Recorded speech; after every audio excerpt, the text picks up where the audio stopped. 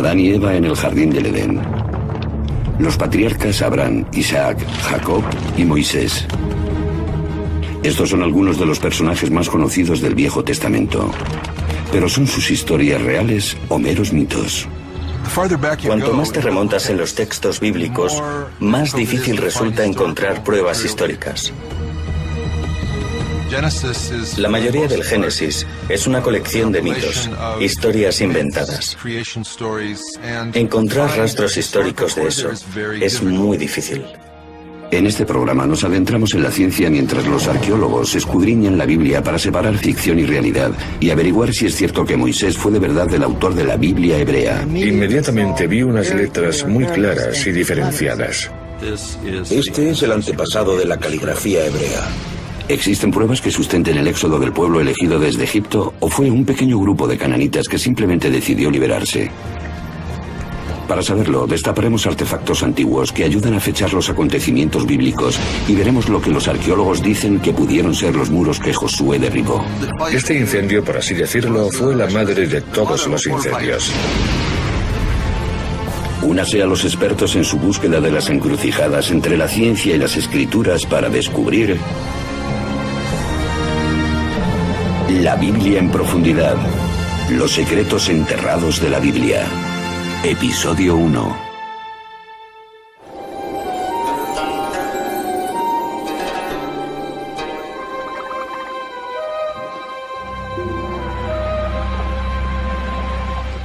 En 1896, en las cercanías de la ribera del Nilo, en el sur de Egipto, el arqueólogo británico Flinders Petrie dirige una excavación en Tebas, la antigua ciudad de los muertos.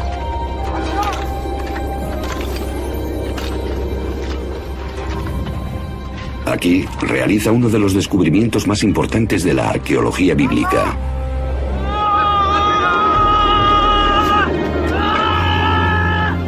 De las profundidades arenosas aparece un monumento real tallado en la piedra.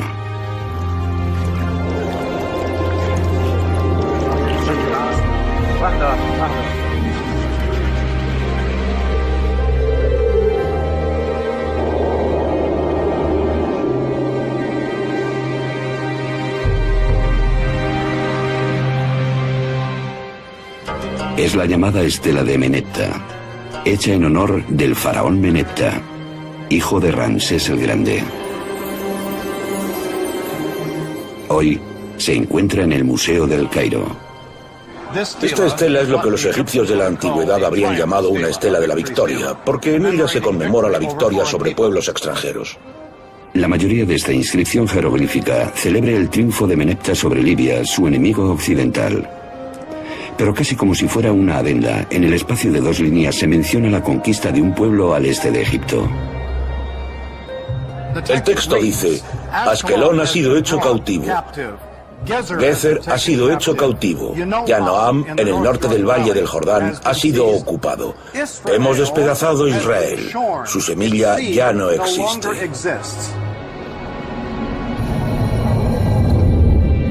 La historia demostró que la seguridad del faraón fue un error. Más que señalar su aniquilación, la estela de Menepta anuncia la entrada en la escena mundial de un pueblo llamado Israel. Esta prueba no tiene precio, porque demuestra la presencia de un grupo étnico llamado Israel en la meseta central del sur de Canaán. La fiable cronología egipcia proporciona la fecha de 1208 a.C.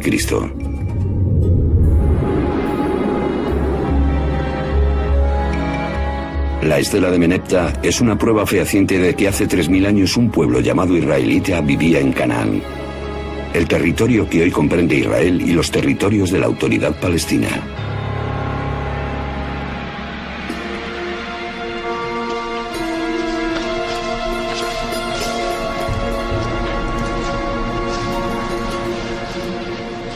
Los antiguos israelitas son célebres por las historias conocidas que relatan su historia. Abraham e Isaac,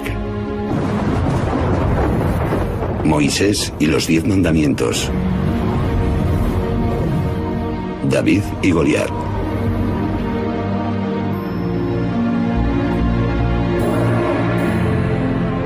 Fueron los primeros israelitas quienes redactaron la Biblia.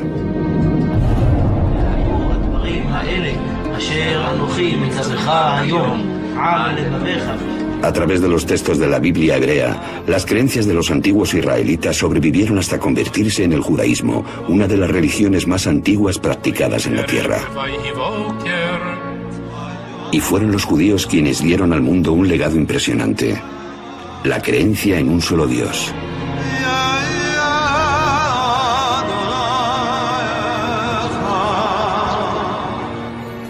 Esta fe se convertiría en la base de otras dos grandes religiones monoteístas: el cristianismo y el islam.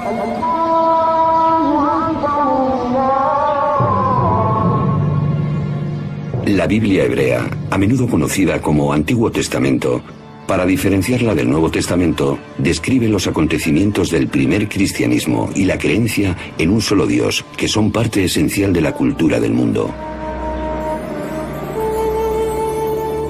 Pero en la antigüedad, todos los pueblos, de los egipcios a los griegos, pasando por los babilonios, adoraban a muchos dioses, normalmente a través de ídolos.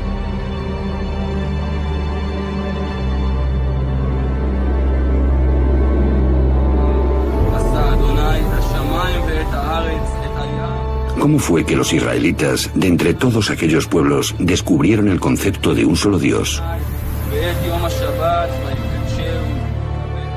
¿Cómo se les ocurrió una idea que transformaría el mundo tan profundamente? Ahora, los arqueólogos y los expertos bíblicos están alcanzando una nueva síntesis que promete revelar no solo nuevos descubrimientos históricos, sino también el significado profundo de lo que los autores de la Biblia querían comunicar. Comienzan cavando en la tierra y en la Biblia.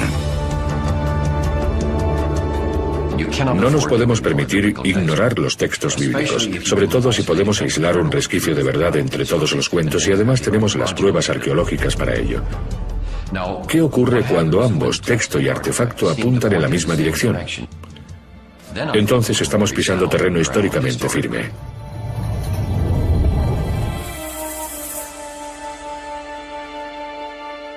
Los especialistas buscan las encrucijadas entre ciencia y escrituras. La más antigua es la estela de la victoria del faraón Menepta del año 1208 a.C.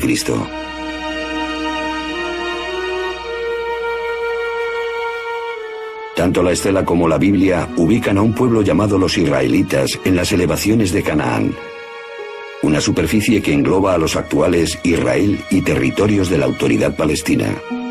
Es aquí, entre dos de los mayores imperios de la historia, donde comenzó la historia de Israel. La Biblia hebrea está llena de historias sobre los orígenes de Israel. La primera es la de Abraham, que emigra con su familia desde Mesopotamia para dirigirse a la tierra prometida, Canaán. El Señor le dijo a Abraham: sal de tu tierra y de tu parentela y de la casa de tu padre, y ve a la tierra que te mostraré. Yo haré de ti una gran nación, y bendeciré y engrandeceré tu nombre. Serás bendecido. Génesis 12, 1 y 2. Según la Biblia, esta promesa funda la alianza, un contrato sagrado entre Dios y Abraham. Para señalar la alianza, Abraham y los varones de su familia son circuncidados. Sus descendientes serán el pueblo elegido de Dios. Serán fértiles, se multiplicarán y habitarán toda la tierra que hay entre Egipto y Mesopotamia. A cambio, Abraham y su pueblo, que se convertirán en israelitas, deberán adorar a un solo Dios.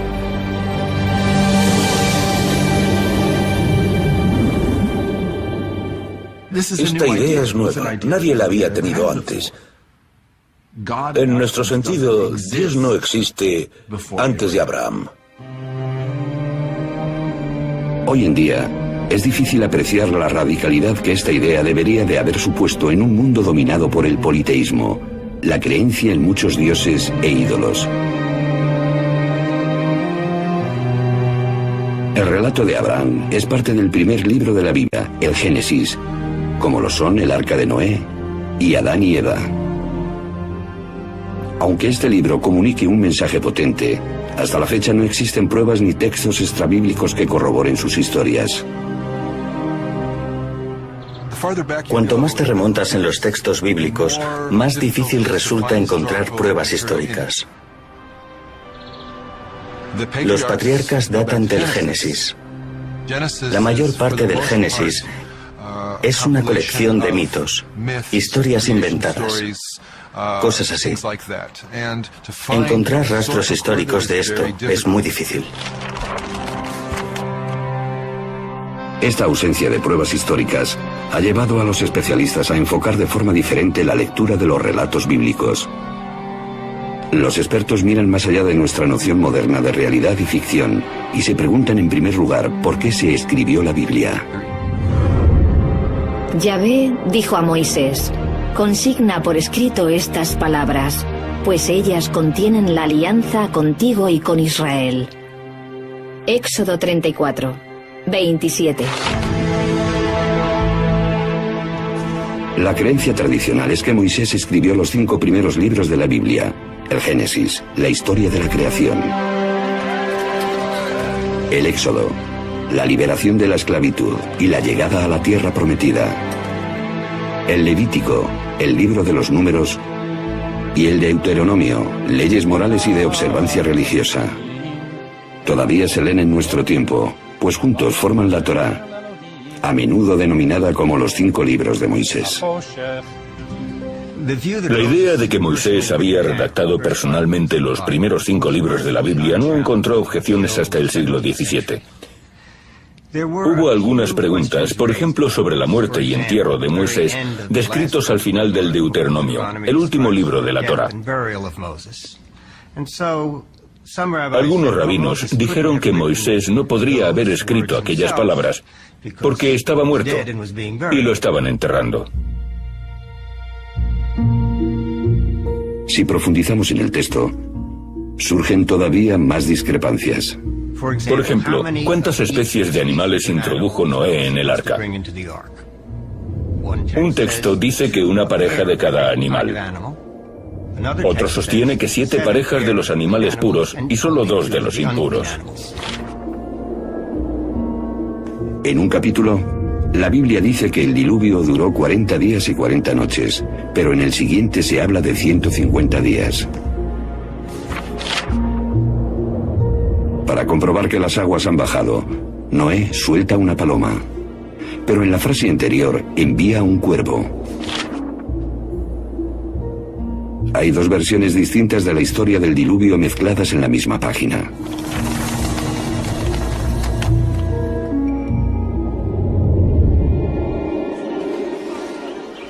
Muchas discrepancias así se repiten a lo largo de las páginas de la Biblia, algo que sugiere que fue redactada por más de una persona.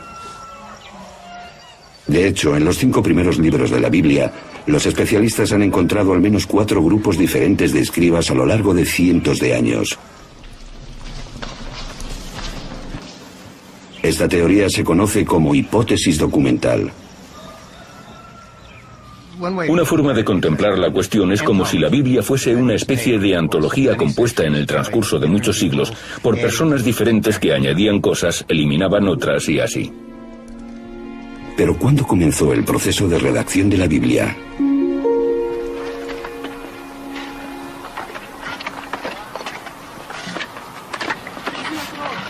Tel Zayit es un pequeño yacimiento en la linde suroccidental del antiguo Israel que data de los tiempos bíblicos.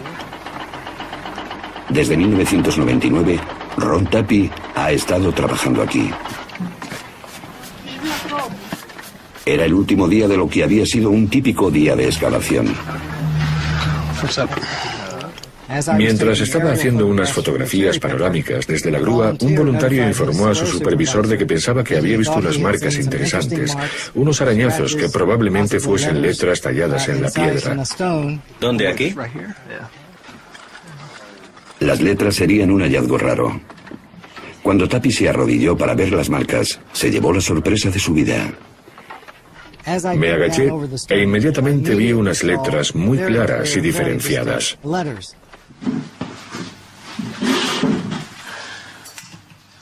Tapi desenterró la roca y la llevó a su laboratorio en un kibutz cercano.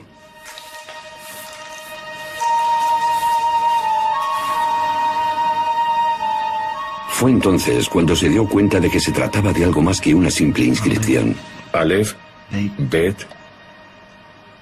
Gimel, Dalet. Me percaté de que esta inscripción era un alfabeto. Esto es, no una historia, sino las letras del alfabeto semítico escritas en el orden correcto. Nun, Pei y Ain son difíciles de leer, pero también están. Esta escritura es una forma antigua del alfabeto hebreo. Lo que encontraron no eran 2 o 3 palabras talladas de forma casual, sino el alfabeto completo. Todo indica que es el antepasado de la caligrafía hebrea.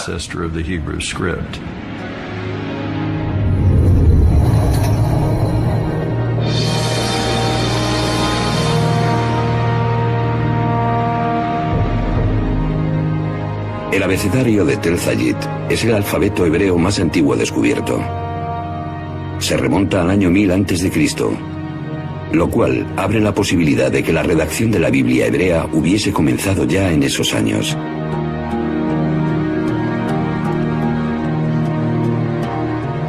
Para descubrir el texto más antiguo de la Biblia, los especialistas examinan la ortografía, gramática y vocabulario hebreos. La Biblia hebrea es un conjunto de textos escritos a lo largo de más de 1000 años. Como le hubiese pasado a cualquier otra lengua, el hebreo cambió de forma natural en el transcurso de esos años. Los expertos estudian la Biblia en hebreo original en busca del idioma más arcaico y por tanto los pasajes más antiguos. Lo encuentran en el Éxodo, el segundo libro de la Biblia.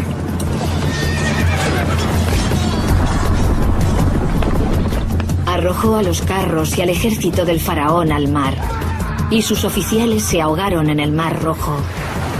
Éxodo 15, 4.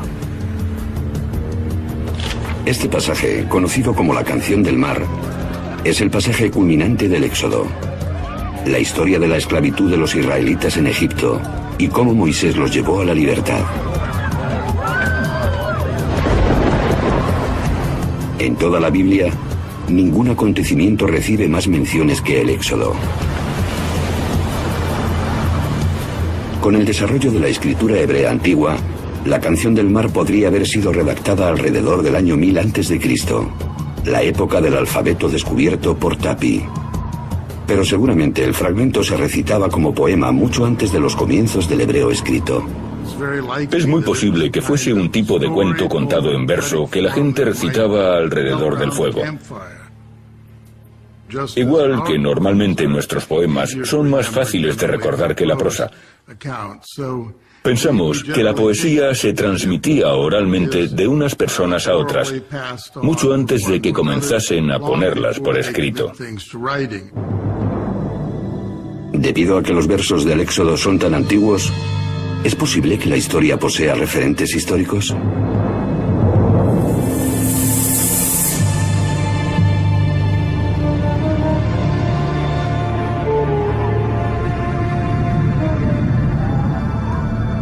Aquí, en la parte oriental del delta del Nilo, en Egipto, en un paisaje surrealista de monumentos caídos y piedras arrumbadas, los arqueólogos han descubierto una ciudad perdida.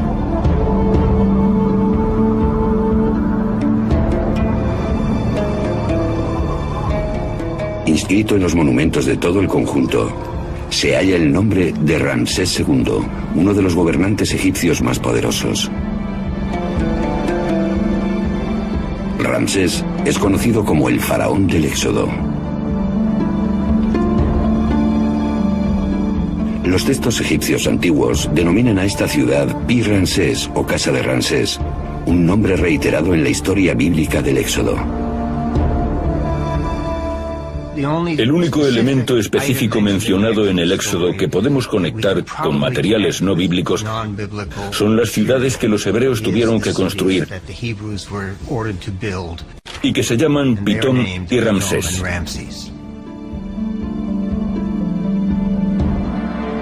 Los especialistas están de acuerdo en que la ciudad bíblica de Ramsés es la antigua ciudad egipcia Pi-Ramsés. Sus ruinas actuales están en Tanis. La mayoría de los egiptólogos han identificado Pi-Ramsés, la ciudad erigida por Ramsés, con Tanis, debido a la abundancia de monumentos dedicados a Ramsés.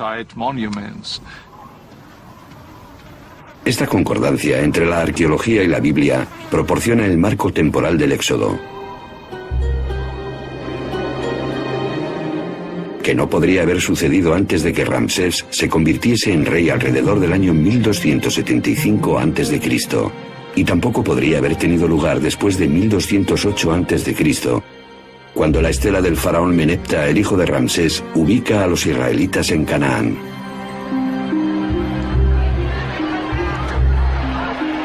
La Biblia dice que los israelitas abandonaron Egipto en masa, 600.000 hombres con sus familias, y después merodearon por el desierto durante 40 años. Pero incluso si damos por hecho que la Biblia exagera, tras 100 años de búsqueda, los arqueólogos todavía no han encontrado pruebas de una migración que pueda vincularse al relato del Éxodo. Ningún yacimiento nos da información alguna sobre la ruta del pueblo a la deriva a través de la naturaleza. Simplemente no hay pruebas del Éxodo en ningún sitio. Tras el Éxodo, la Biblia dice que finalmente Dios llevó a los israelitas a la tierra prometida, Canaán. La arqueología y las fuentes extrabíblicas revelan que Canaán estaba formado por un conjunto de ciudades-estado bien fortificadas, cada una con su propio rey, que servían a Egipto y a su faraón. Los cananitas fueron una cultura próspera de Oriente Próximo durante miles de años que adoraba a muchos dioses a través de ídolos.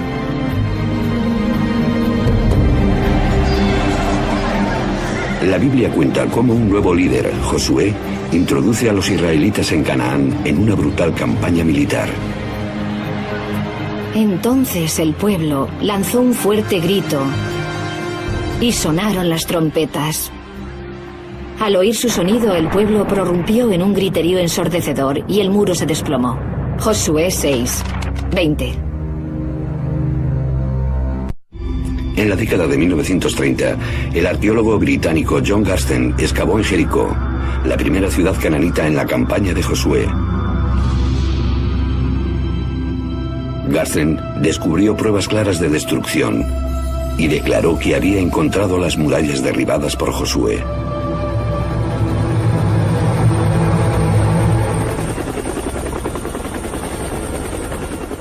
También existen indicios de destrucción en Hazor, descrita por la Biblia como la mayor ciudad cananita.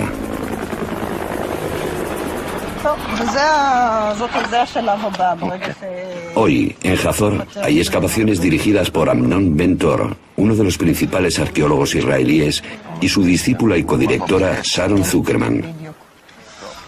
Estoy caminando en un pasillo situado entre dos alas del palacio cananita de los reyes de Hazor. Se pueden ver signos de destrucción por casi todas partes. Aquí se pueden ver piedras quemadas. Y lo que es más importante, las vemos partidas en 1 millón de fragmentos. Se necesita un calor tremendo para causar tanto daño. Este incendio fue, por decirlo así, la madre de todos los incendios. Entre las cenizas, Ben-Tor descubrió una estatua profanada. Seguramente el rey o el dios protector de Hazor. Las manos y la cabeza están cortadas, aparentemente por los conquistadores de la ciudad. El incendio marcó el final de la Hazor cananita.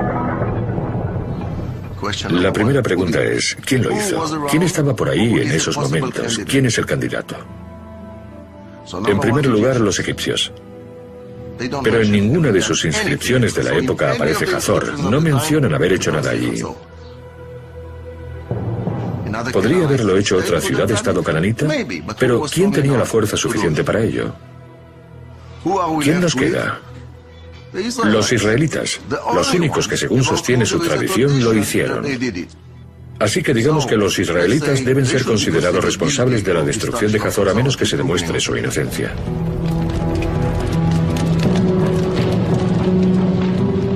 Hay otra ciudad-estado cananita que Josué y su ejército de israelitas reconocen haber destruido.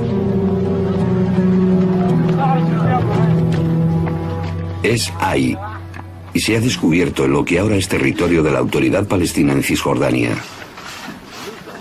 Aquí, el arqueólogo Hani Nur el-Din y su equipo están encontrando las pruebas de una rica cultura cananita. Primero apareció un pueblo que se hizo ciudad y después construyeron un tipo de fortificación alrededor del asentamiento.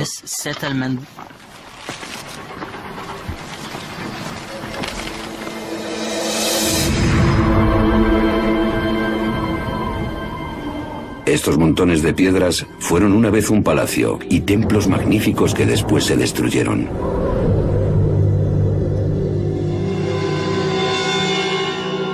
Pero cuando los arqueólogos fechan la destrucción, encuentran que esta ocurrió alrededor del año 2200 a.C. La de Jericó data de 1500 a.C. y la de Hazor alrededor de 1250 a.C. Está claro que estas ciudades-estado no fueron destruidas en la misma época. Hay una diferencia de casi 1000 años. De hecho, de los 31 lugares que según la Biblia Josué conquistó, solo unos cuantos muestran signos de guerra. En la mayoría de estos lugares no hay pruebas de conflicto armado. También descubrieron que la mayor parte de las grandes localidades cananitas que se supone fueron destruidas por los israelitas, o bien no lo fueron o lo hicieron otros. Una sola gran invasión militar liderada por Josué no puede explicar cómo los israelitas llegaron a Canaán.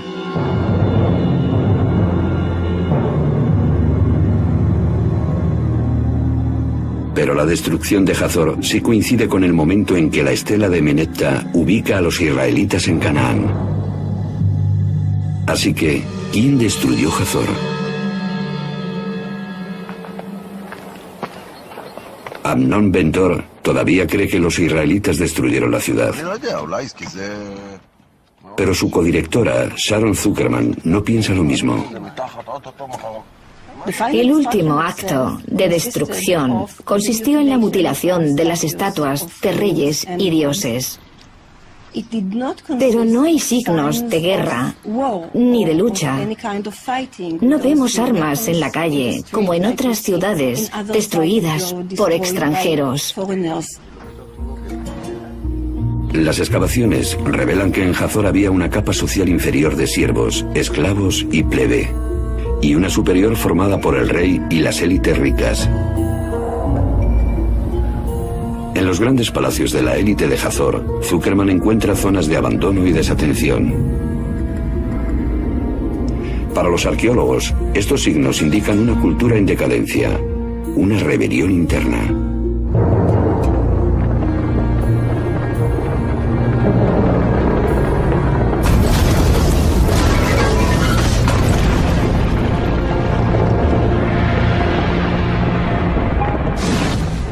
No descartaría la posibilidad de una revuelta interna de los cananitas de Hazor, un alzamiento contra las élites que gobernaban la ciudad.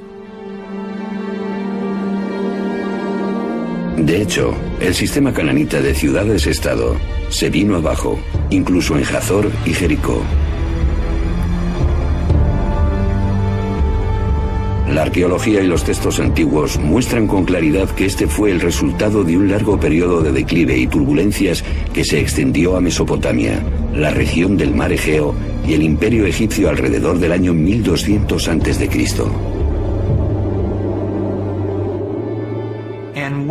Y cuando las cosas se calmaron, pudimos ver lo que reemplazó este gran sistema de estados.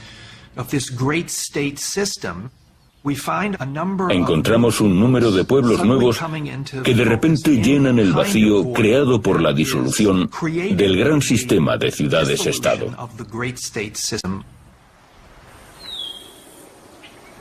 ¿Pueden los arqueólogos encontrar a los israelitas entre estos nuevos pueblos?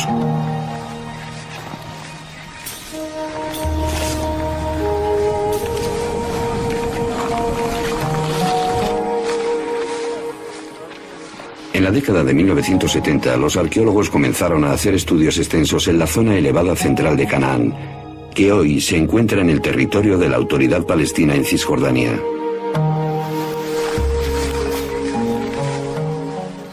En aquellos tiempos yo enseñaba y solía llevar a los estudiantes a las colinas 2 veces a la semana. Cada día recorríamos entre 2 y 3 kilómetros cuadrados. Poco a poco cubrimos toda la zona.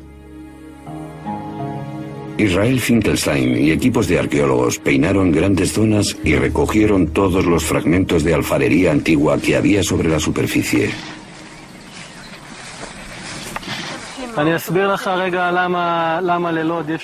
Durante 7 años recorrió 600 kilómetros cuadrados clasificando las piezas de barro y marcando sobre un mapa los lugares donde las encontraron.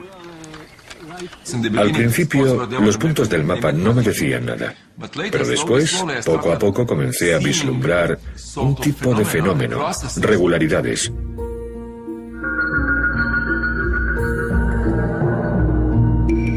Al fechar la alfarería, Finkelstein descubrió que anteriormente al año 1200 a.C. había aproximadamente 25 asentamientos humanos. Calculó que la población total sería de entre 3.000 y 5.000 habitantes. Pero justo 200 años después, se produce un aumento espectacular de la población y los asentamientos. Cuando se produce esta revolución demográfica y la población crece sin parar, encontramos unos 250 asentamientos. La población se multiplicó por 10 hasta 45.000 personas más o menos. Este fenómeno no puede explicarse como fruto del crecimiento vegetativo normal. Un ritmo así es imposible en la antigüedad.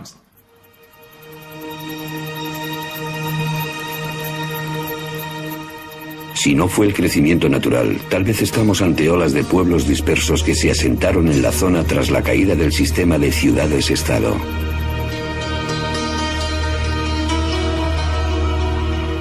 Entonces, descubrimos indicios de una nueva cultura. Un tipo distinto de vivienda nunca visto antes, en el lugar exacto donde tanto la estela de Menepta como la Biblia ubican a los israelitas.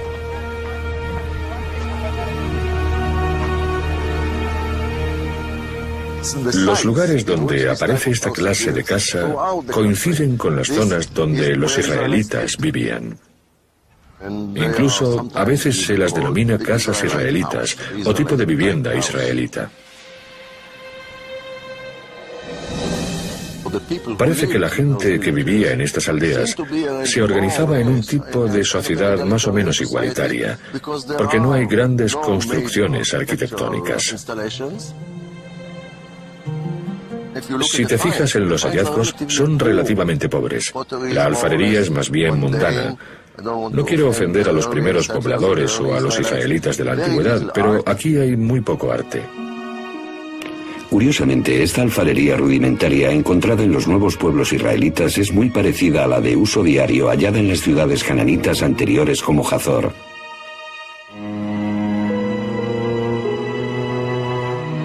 De hecho, la casa israelita es la única diferencia.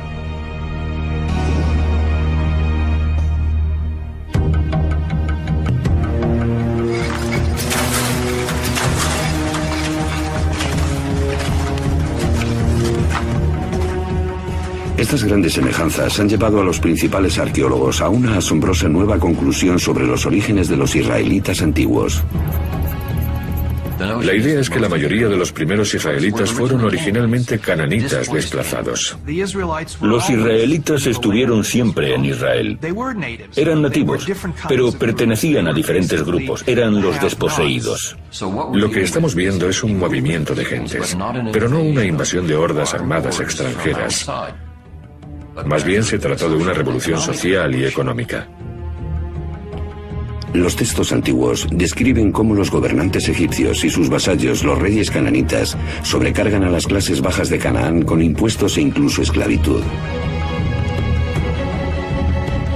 Una nueva y radical teoría basada en la arqueología apunta a lo que ocurrió después. A medida que este sistema social opresivo decae, las familias y las tribus de siervos, esclavos y miembros de la plebe cananita aprovechan la oportunidad. Buscando una vida mejor, abandonan las viejas ciudades-estado y se dirigen a las colinas.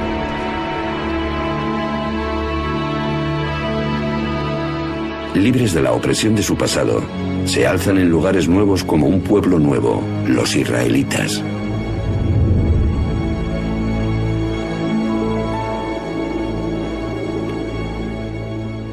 En los textos figura una historia de los israelitas como un pueblo llegado de fuera que cercó las ciudades cananitas, las destruyó y después se convirtió en una nación en la tierra de Canaán. Sin embargo, la arqueología nos cuenta una historia contraria. Según la arqueología, el nacimiento de Israel es una consecuencia y no la causa del hundimiento de la sociedad cananita. La arqueología revela que los israelitas fueron originariamente cananitas.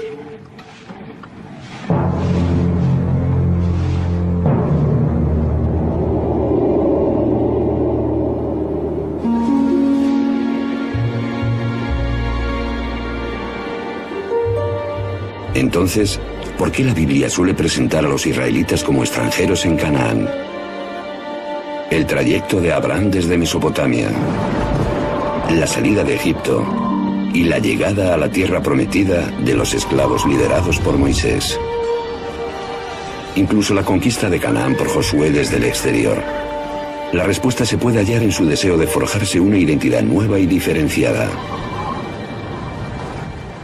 Como nos cuentan los psicólogos, la identidad se crea hablando de lo que uno no es, refiriéndose a los demás. A fin de averiguar quién soy, primero tengo que saber quién no soy.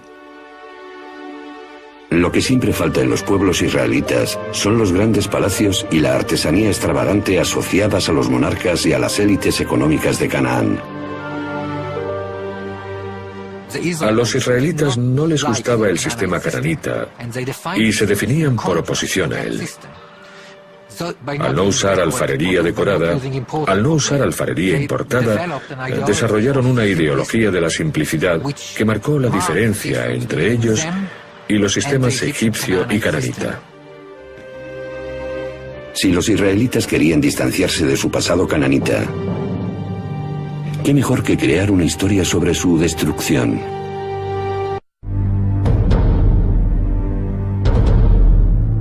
Pero las historias de Abraham, el éxodo y la conquista tienen otro propósito.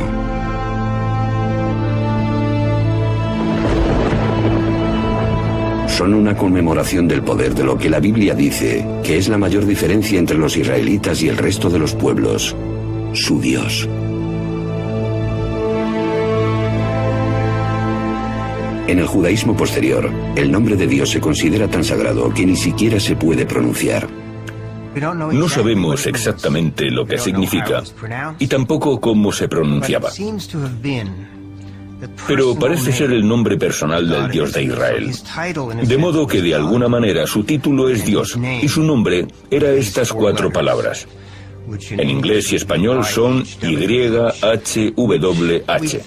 Pensamos que probablemente se pronunciaba Yahweh o algo así. Pero Yahweh solo aparece en la Biblia hebrea. Su nombre no se encuentra en los textos o historias cananitas. Así que, ¿dónde encontraron los israelitas a su Dios?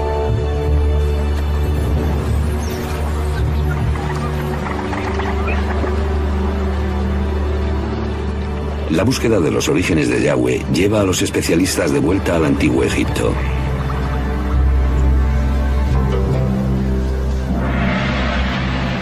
Aquí, en la ciudad real de Karnak, durante más de 1000 años los faraones festejaban su poder con estatuas, obeliscos y murales tallados sobre las paredes de los templos.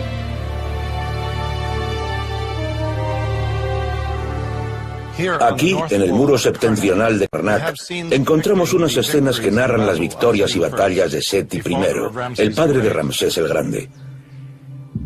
Aquí Seti conmemora una de sus grandes victorias sobre los Shasu.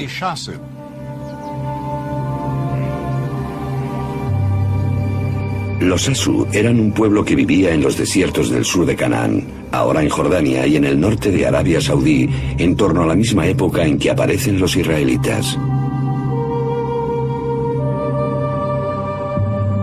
Los textos egipcios dicen que uno de los lugares donde los Shasu vivían se llamaba YHW, probablemente pronunciado Yahu, seguramente el nombre de su dios protector. Ese nombre, Yahu, es extrañamente parecido a Yahweh, el nombre del dios israelita.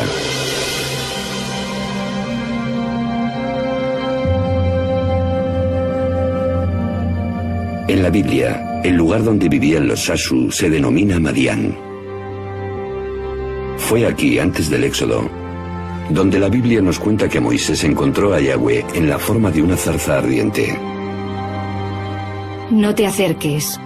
Quítate las sandalias de tus pies, porque el lugar en que estás es tierra sagrada. También dijo Dios a Moisés, esto dirás a los israelitas, Yahvé, el Dios de vuestros padres, el Dios de Abraham, el Dios de Isaac y el Dios de Jacob, me ha enviado a vosotros. Este es mi nombre para siempre y por él seré invocado de generación en generación.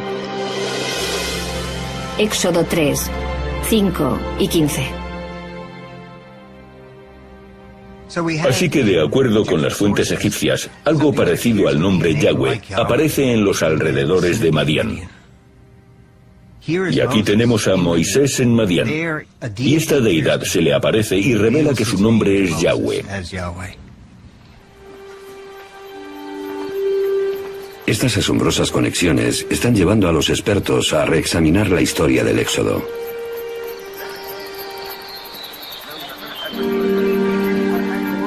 Aunque no hay pruebas de una migración masiva, algunos creen que un pequeño grupo sí que escapó de Egipto. Sin embargo, no eran israelitas, sino más bien esclavos cananitas. En su viaje de vuelta a Canaán, pasaron por Madián, donde las historias de Yahu, el dios de los Shasu, les inspiraron. Probablemente hubo un grupo que huyó de Egipto y tuvo algún tipo de experiencia divina. Seguramente fue un grupo muy pequeño demográficamente, pero fue importante, al menos desde el punto de vista de las ideas.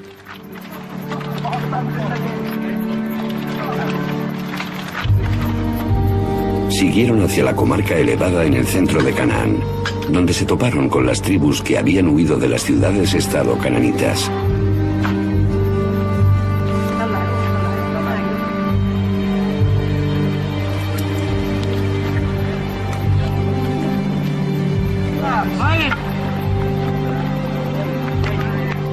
Su mensaje de redención resuena bien en esta sociedad igualitaria que comenzó a surgir. Los esclavos liberados atribuyen su libertad al Dios que conocieron en Madián y que ahora denominan Yahvé. Propagaron la idea de un Dios que representaba la libertad, la liberación de la gente que se quedaba con el fruto de su trabajo. Este era el mensaje tan poderoso que unió a esta gente y les dio una nueva identidad. La identidad de los israelitas. Una combinación de cananitas desposeídos, esclavos huidos de Egipto e incluso nómadas que se hacen sedentarios. La Biblia los denomina una variada multitud.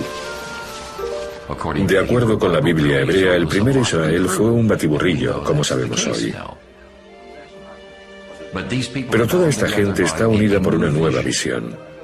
Creo que el espíritu revolucionario está allí desde el principio. Tal vez el pueblo elegido fue el pueblo que eligió ser libre. Su historia de huida, al principio transmitida oralmente y por la poesía, les ayudó a forjarse una identidad entre las distintas tribus. Después, cuando la escribieron, se convertiría en el tema central de la Biblia, el Éxodo y el cumplimiento divino. Un Dios que cumple y que procede de Madián, exactamente donde la Biblia indica que fue adoptado por los israelitas y que representa su tránsito de la esclavitud a la libertad.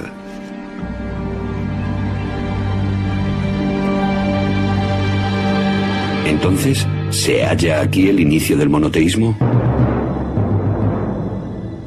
La idea común sobre lo que diferenciaba a los antiguos israelitas de sus vecinos es que estos adoraban a muchos dioses y diosas diferentes, mientras que los israelitas adoraban a un solo Dios verdadero. Pero no fue así.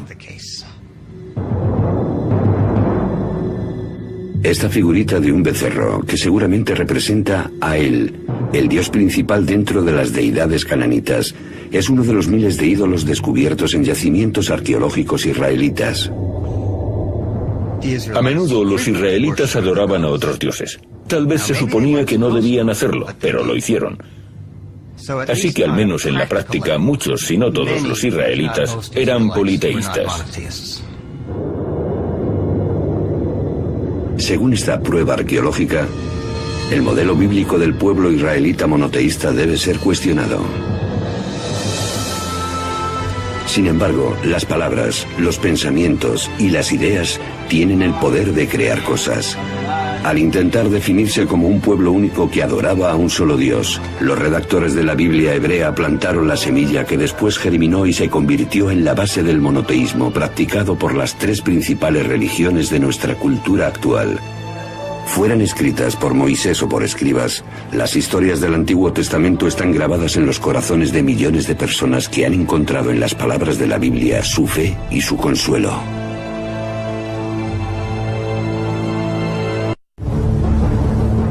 Dios ha muerto. O al menos, eso debió de parecerle a los antepasados de los judíos en el año 586 a.C. Jerusalén y el templo de su Dios están ardiendo. La nación de Israel, fundada por el rey David, ha sido barrida. Podría haberles parecido el fin, pero en realidad fue el principio. Porque de la terrible destrucción surgió un libro sagrado, la Biblia, y una idea que cambiaría el mundo, la creencia en un solo Dios. Ahora, una nueva y provocadora historia emerge de los descubrimientos provenientes de lo más profundo de la tierra y de la Biblia. Queríamos examinar la posibilidad de que los restos del rey David estuviesen aquí. Una historia de detectives arqueológicos que unirá las pistas que rodean el misterio del autor de la Biblia, cuándo se redactó y por qué. Queda claro que fue un pequeño pergamino. Ahora, la ciencia y las escrituras convergen en la creación de una nueva y gran historia de un pueblo de la antigüedad, Dios y la Biblia. La Biblia en profundidad. Los secretos enterrados de la Biblia. Episodio 2. El debate entre la comunidad científica y los estudiosos de la religión prosigue. Muchos creen la hipótesis documental, que el Antiguo Testamento tuvo muchos autores, lo cual descarta a Moisés como la única fuente. Y puesto que no existen pruebas históricas de su vida, algunos incluso se preguntan si Moisés existió. Sin embargo, hay algunos personajes bíblicos que podrían haber dejado una huella rastreable. Alrededor del año 1000 a.C. apareció uno de estos personajes inmortales capaz de unir a las 12 tribus de Israel contra un nuevo y poderoso enemigo. David metió la mano en su bolsa. Sacó de ella una piedra y la arrojó con la honda, hiriendo al filisteo en la frente. La piedra se le clavó en la frente y cayó de bruces contra el suelo. Primer libro de Samuel, 17:49. De todos los nombres del Antiguo Testamento, ninguno aparece con más frecuencia que David. Las escrituras dicen que David creó un reino que se extendió desde Egipto a Mesopotamia. Convirtió Jerusalén en su capital real y forjó una nueva alianza con Dios, conocido como Yahvé, que prometió a David que él y sus descendientes gobernarían la tierra para siempre. Salomón, el hijo de David, construyó un templo donde Yahvé, ahora el Dios de la nación de Israel, moraría por toda la eternidad. Es el reino de David y Salomón, una nación unida bajo el mismo Dios, según reza la Biblia.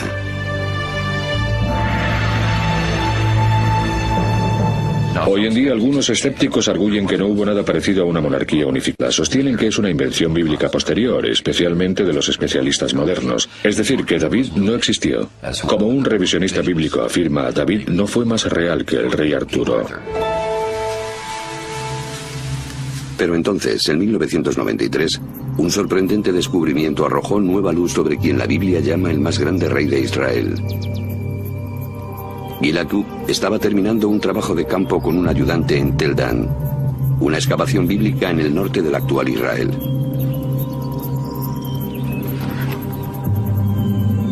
A cargo de la excavación estaba el célebre arqueólogo israelí Abraham Biran.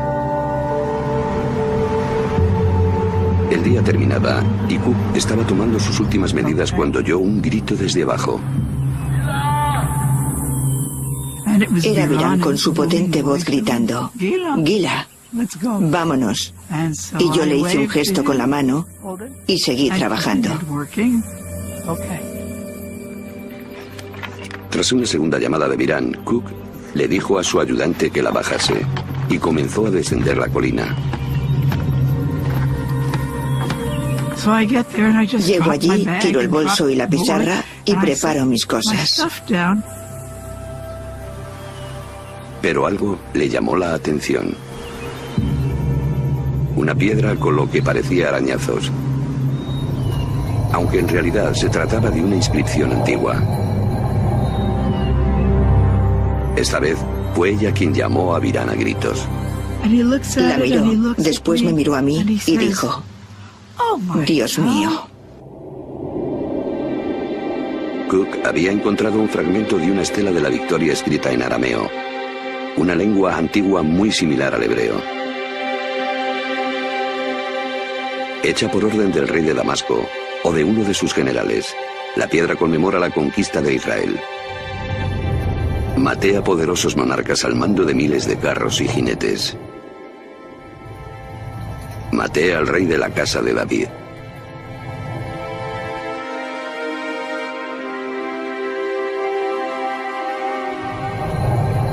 Esas palabras, la casa de David, convirtieron ese descubrimiento en un acontecimiento decisivo, pues constituyen una poderosa prueba de que David vivió en realidad.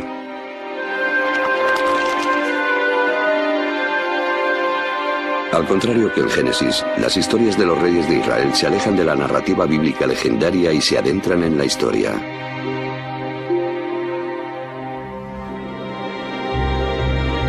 Cuando la cronología bíblica de los reyes de Israel se compara con las inscripciones históricas, como la estela de Tel Dan, estas pueden proporcionar a los historiadores fechas bastante fiables. El rey David es la primera figura bíblica cuya existencia ha sido confirmada por la arqueología. La mayoría de los expertos coinciden en que vivió en torno al año 1000 a.C., el siglo X antes de la era cristiana. ¿Será que algunas partes de la Biblia se escribieron durante su reinado? El primer alfabeto hebreo, descubierto por Ron Tapi, tallado en una piedra en Tel Zayid, nos ofrece una pista atrayente.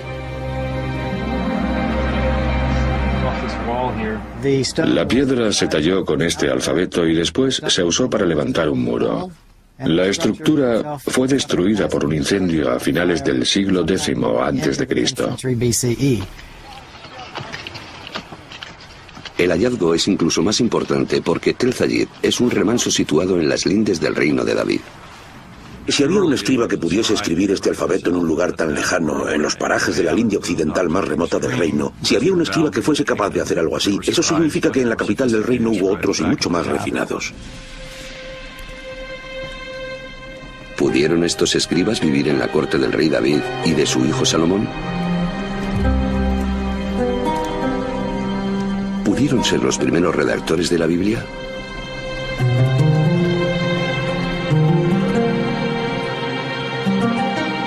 En el siglo XVIII, los especialistas alemanes revelaron un indicio sobre quién escribió la Biblia, oculto en 2 nombres distintos de Dios. De acuerdo con una de las explicaciones, Abraham conocía a Dios por su nombre más íntimo y personal, que normalmente se pronuncia Yahweh, Yahvé. Los pasajes con el nombre de Yahvé, que en alemán se escribe con una J, se conocen por los expertos como J. Pero según otros, Abraham conocía a Dios simplemente por la palabra hebrea más usada para referirse a Dios, Elohim. Así, los 2 redactores se denominaron E por Elohim y J por Yahvé, probablemente basándose en poemas y canciones transmitidos de generación en generación. Ambos escribieron una versión del remoto pasado de Israel. Las historias de Abraham en la tierra prometida, Moisés y el Éxodo. De estas 2 fuentes, la más antigua es la que conocemos como J, que muchos expertos fechan en los años de David y Salomón.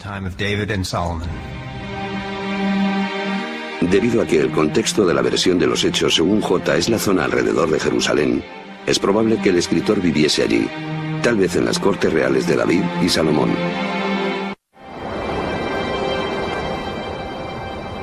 Durante más de 100 años, los arqueólogos han estado buscando pruebas del reino de David en Jerusalén.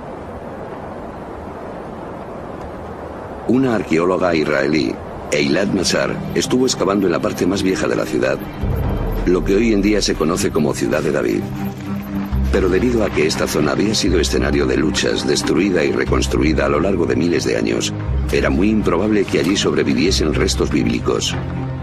Pero entonces comenzaron a aparecer grandes muros de 3-5 metros de grosor que iban en todas las direcciones, desde el este 30 metros hacia el oeste sin fin.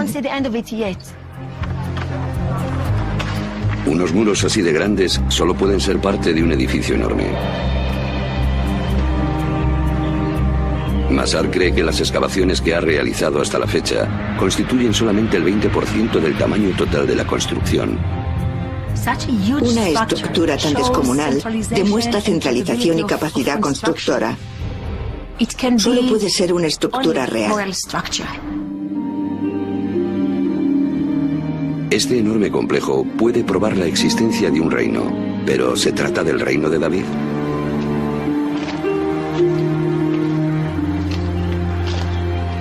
Para que estos muros fuesen los del Palacio de David, deberían remontarse a sus años de vida, alrededor del año 1000 a.C.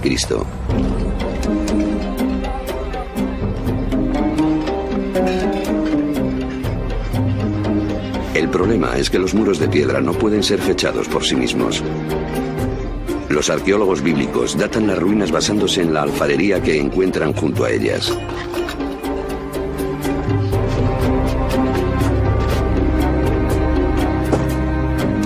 La datación según la alfarería descansa en 2 ideas. La primera es que los estilos evolucionaron de forma uniforme a lo largo del tiempo. La segunda, que cuanto más profundas estén las muestras, más antiguas son. Si el estilo A proviene del estrato más profundo, entonces es anterior al estilo B, que se encuentra en un estrato superior.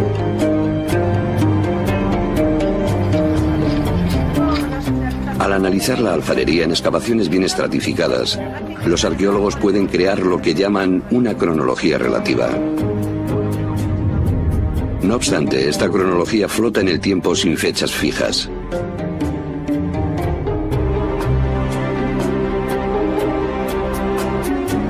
Para fijarla, William Foxwell Albright, considerado el padre de la arqueología, usa acontecimientos tanto de la Biblia como de los textos egipcios y mesopotámicos para asignar fechas a los distintos estilos de alfarería.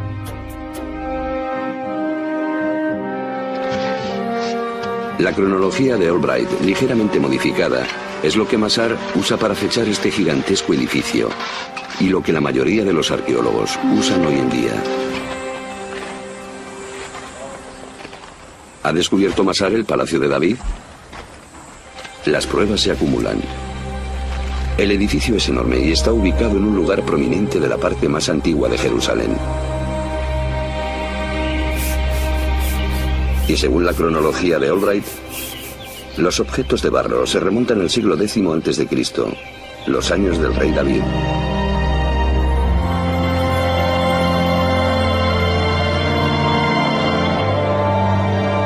Masar cree que ha encontrado el palacio de David.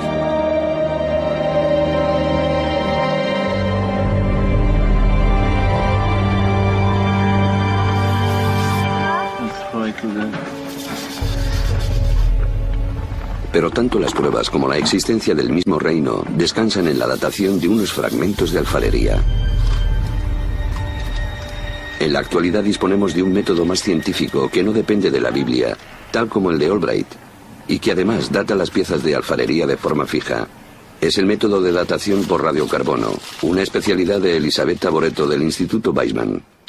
El primer paso es el trabajo de campo, que consiste en relacionar las muestras de materiales como huesos de aceitunas, semillas o tizones con el contexto arqueológico. Si una semilla de aceituna se encuentra en la misma capa que una pieza de alfarería, el carbono de la semilla puede usarse para datar la pieza de barro.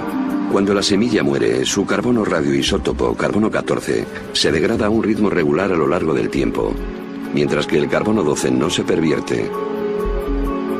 Midiendo la proporción de carbono 14 respecto del carbono 12, Boretto puede determinar la edad de la semilla, que a su vez puede usarse para averiguar la de la pieza de alfarería.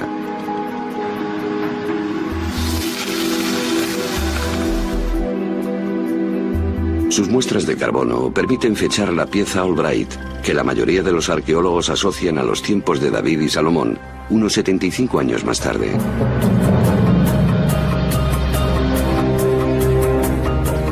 Para acontecimientos sucedidos hace tanto tiempo, esta diferencia puede parecer baladí.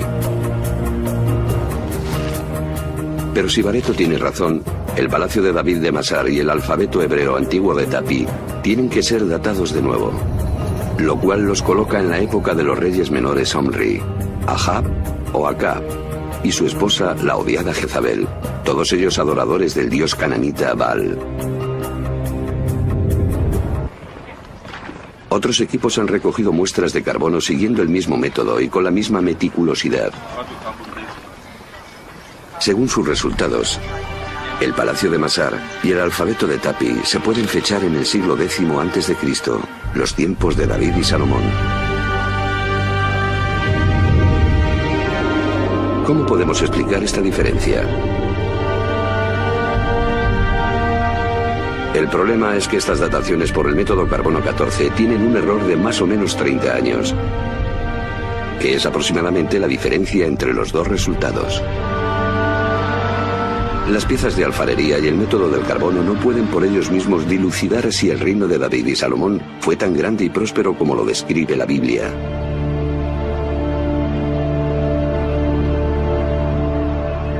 Por suerte, la Biblia ofrece pistas de otros lugares en los que se puede excavar para encontrar pruebas de la existencia del reino. La Biblia asegura que David conquistó el reino y que su hijo Salomón fue el gran constructor. Esa fue la razón de la leva que el rey Salomón impuso para construir la casa del Señor, su propia casa. El terraplén, el muro de Jerusalén, Hazor, Megiddo y Gezer. Primer libro de los Reyes 9:15.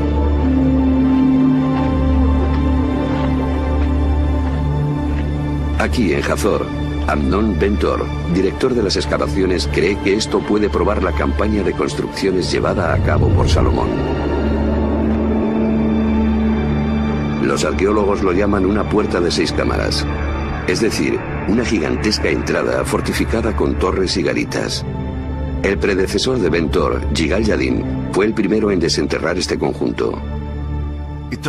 Resultó ser una puerta con 6 cámaras. E inmediatamente Yadin recordó una puerta muy parecida excavada en Gezer.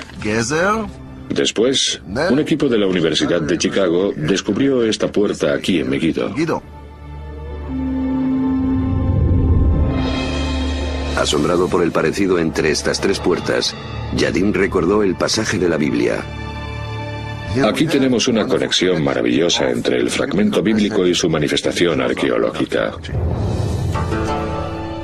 3 puertas monumentales, todas diseñadas según el mismo plan, podrían ser prueba no solo de prosperidad, sino de la existencia de una autoridad central. A través de los años, los israelitas habían estado divididos en tribus y después en reinos de norte a sur. La ubicación de estas puertas, sorprendentemente semejantes en ambas zonas, indican que hubo una sola autoridad de gobierno en todo el país.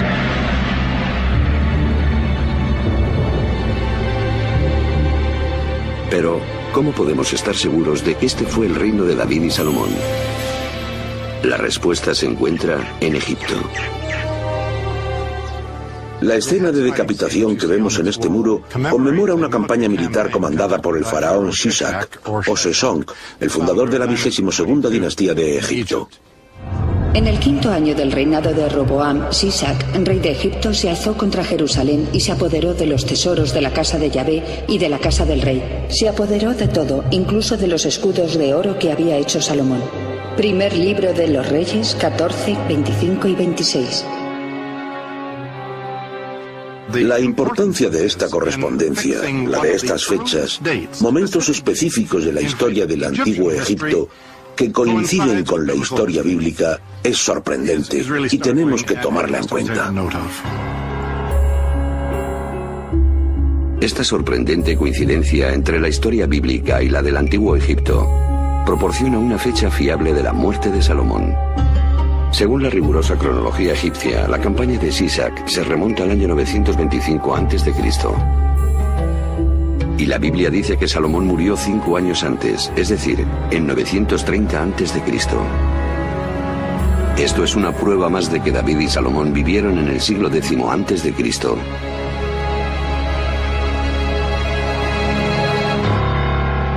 Aunque ocultas en estos muros se encuentran más pruebas. Estos óvalos que representan a cautivos y murallas de ciudades son los lugares conquistados en Israel por el faraón Sisac. Uno de ellos es Gezer, donde los arqueólogos encontraron el sello de las construcciones salomónicas, una puerta de 6 cámaras.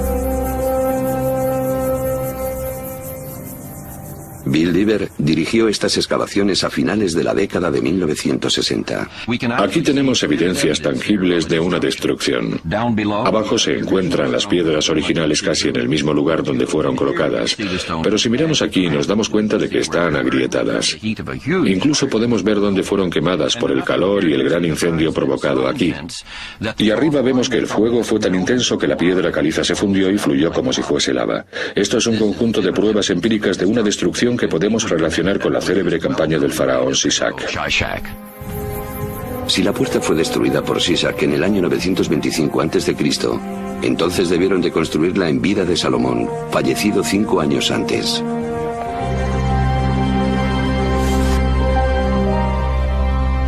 Aunque una minoría de arqueólogos sigue estando en desacuerdo, esta coherencia entre la Biblia, la cronología egipcia y las puertas de Salomón constituyen una prueba poderosa de que en tiempos de David y Salomón hubo un gran reino que se extendió por todo Israel, norte y sur, y cuya capital fue Jerusalén.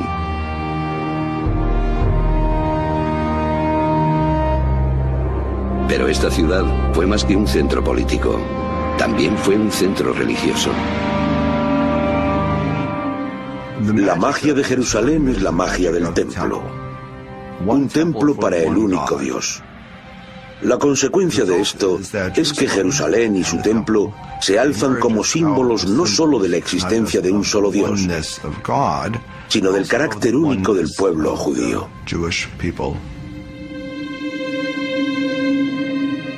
La religiosidad de los antiguos israelitas se asemeja poco al judaísmo actual. En aquellos tiempos todo giraba en torno al templo, construido por Salomón, hijo de David, y considerado la joya terrenal de Yahvé. Para entender cómo adoraban a su Dios los israelitas de la antigüedad, los expertos deben averiguar cómo era el templo y cómo funcionaba. Pero aunque los arqueólogos saben dónde deben estar los restos, es imposible excavar allí. porque es la sede del tercer lugar más santo del Islam, la cúpula de la roca y la mezquita de Al-Aqsa. Ni una sola piedra del templo de Salomón ha sido desenterrada, aunque la Biblia ofrece una descripción muy detallada del edificio. La casa que el rey Salomón construyó para el Señor tenía 30 metros de largo, 20 de ancho y 15 de alto. En el santuario interior hizo 2 querubines. Cada uno medía 5 metros de altura y ambos estaban revestidos de oro. Primer libro de los Reyes 6, 2, 23 y 28. La descripción de la Biblia sugiere cómo fue el plano del templo de Salomón, muy parecido a los de los templos construidos por los pueblos politeístas vecinos.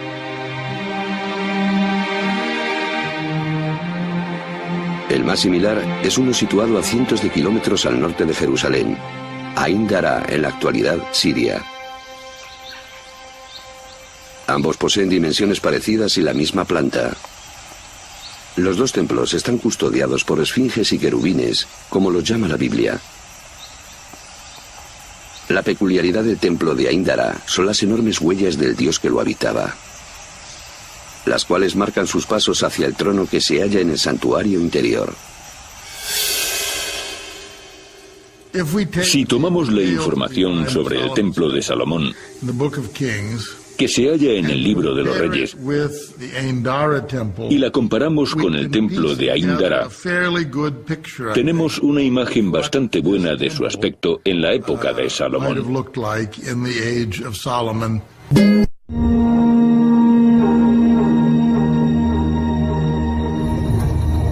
Ahora es posible reconstruir con algo de seguridad el templo de Salomón y cómo los israelitas adoraban a su Dios. En la entrada había un enorme altar. Detrás había un atrio que llevaba al interior del templo. Había una sala, el santuario, y detrás la sala más sagrada, donde, según la tradición, se encontraban el Arca de la Alianza y las tablas de la ley. Esta zona era considerada el lugar más sagrado de la tierra porque era la sala en la que se podría encontrar la presencia de Dios. Aunque los sacerdotes adoraban a Yahvé en el templo, muchos israelitas no eran tan fieles. En Tel Rehob, los arqueólogos están desenterrando una casa israelita que ilustra las prácticas religiosas de sus antiguos habitantes. Hemos encontrado esta figura de barro tan bonita y excepcional que muestra una diosa, la diosa de la fertilidad, que era adorada aquí en Israel. En este caso, está sosteniendo a un bebé. ¿Quién es esta diosa de la fertilidad? ¿Y qué hace un ídolo pagano en un hogar israelita? Pruebas fehacientes de su identidad surgieron en 1968. Bill Diver llevaba a cabo una excavación para salvar unas tumbas en el sur de Israel, cuando un habitante de la zona le entregó una inscripción robada.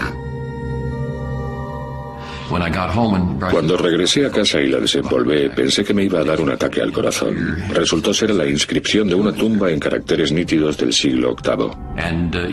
Contiene el nombre del fallecido y dice: bendito sea por Yahvé, en buen hebreo bíblico. Pero dice por Yahvé y su Aserak. Y Aserak es la antigua diosa madre cananita. Miles de figuritas y varias inscripciones que vinculan a Yahvé con Aserak se han encontrado por todo Israel.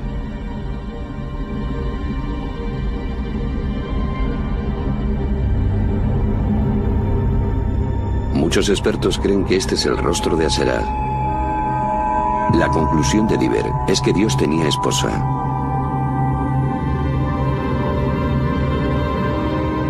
Cientos de años después de que los israelitas se sacudieran sus raíces paganas cananitas, el monoteísmo todavía no se había consolidado completamente. Cuanto más los llamaba, más se alejaban de mí, y ofrecían sacrificio a los Baales y quemaban incienso a los ídolos. Libro de Oseas 11:2. Los israelitas habían suscrito un contrato con Dios. Si lo mantenían, serían recompensados. Si lo rompían, Él los castigaría usando como instrumento a las potencias extranjeras. Los acontecimientos parecieron dar la razón a las ominosas predicciones de los profetas. Poco después de la muerte de Salomón, las 10 tribus del norte se rebelaron y formaron el reino septentrional de Israel. Entonces, un nuevo enemigo irrumpió en Mesopotamia para crear el mayor imperio conocido en Oriente Próximo, el asirio.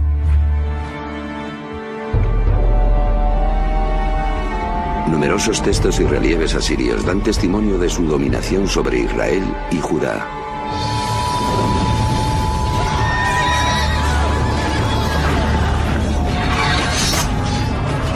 En el año 772 a.C., el ejército asirio acabó con el reino septentrional. Los que se libraron de la muerte o del exilio a Asiria emigraron a Jerusalén, donde seguían reinando los descendientes de David y Salomón. Según la Biblia, uno de ellos, Josías, atendió las exhortaciones de los profetas. En el libro de los Reyes se cuenta que el rey Josías reinó a finales del siglo VII a.C. Le dijeron que en los archivos del templo habían encontrado un pergamino. Se lo entregaron y mientras lo desenrollaba para leerlo, el rey se puso a llorar porque se percató de que era un texto sagrado que contenía algunos mandatos divinos que el pueblo de Israel había roto.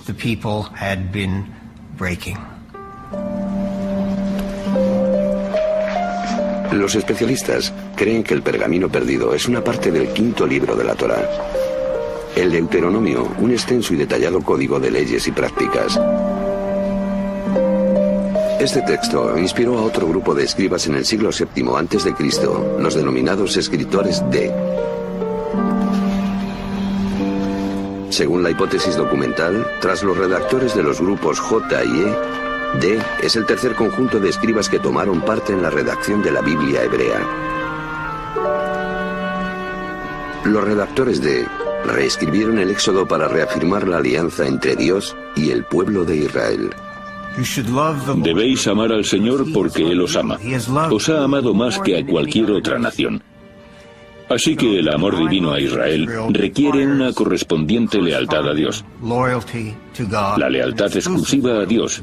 Y el Deuteronomio es la parte de la Biblia donde más se insiste en que solo se puede adorar al Dios de Israel. Para imponer la alianza, Josías ordenó que todos los ídolos y altares de otras deidades fuesen destruidos. El libro del Deuteronomio contiene la prohibición más clara de la adoración a otros dioses, los 10 mandamientos. Yo soy Yahvé, tu Dios. No tendrás dioses extraños delante de mí. No crearás ídolos ni te inclinarás ante ellos o los adorarás. Deuteronomio 5, 6 al 9. Al asociar la creencia en un solo Dios con la conducta moral, los 10 mandamientos establecen un código de moralidad y justicia para todos, el ideal de la civilización occidental.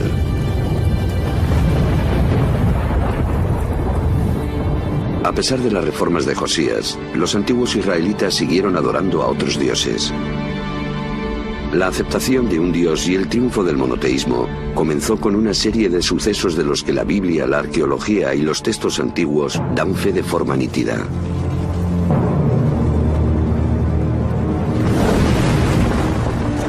El primero es la destrucción de la morada terrenal de Yahvé, el Templo de Jerusalén. En el año 586 a.C., el nuevo imperio mesopotámico, tras derrotar a los asirios, invade Israel. Los babilonios saquean el templo e incendian la ciudad sagrada. Ante sus ojos, los victoriosos babilonios matan a los hijos de Zedequías, el último rey de la casa de David, y dejan ciego al monarca. La alianza, la promesa hecha por Yahvé a su pueblo elegido y a David de que su dinastía gobernaría Jerusalén por toda la eternidad, se ha roto. Tras 400 años, Israel es barrido.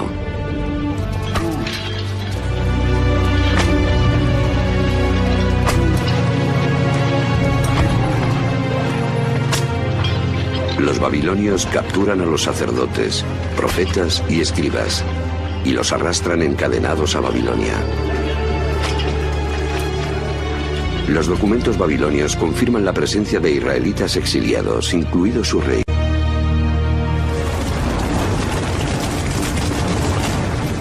Sin templo, rey o país, ¿cómo pueden sobrevivir los israelitas?